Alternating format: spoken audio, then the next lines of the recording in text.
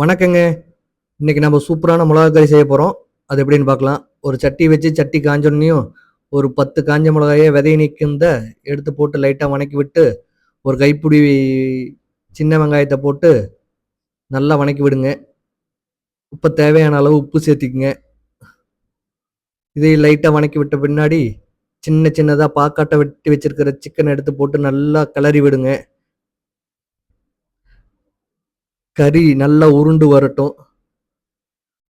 உருண்டு வந்த பின்னாடி ஒரு 1/2 ஸ்பூன் மஞ்சத்தூள் எடுத்து தூவி விடுங்க அப்படியே.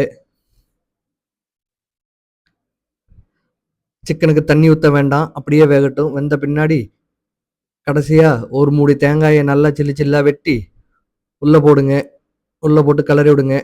தேவையான அளவு சிக்கன் எடுத்து வச்சுட்டு, மீதிக்கு கொஞ்சம் ஒயிட் ரைஸ போட்டு நல்லா கிளறி சாப்பிடுங்க. டேஸ்ட் அவ்வளோ அருமையா இருக்கும்.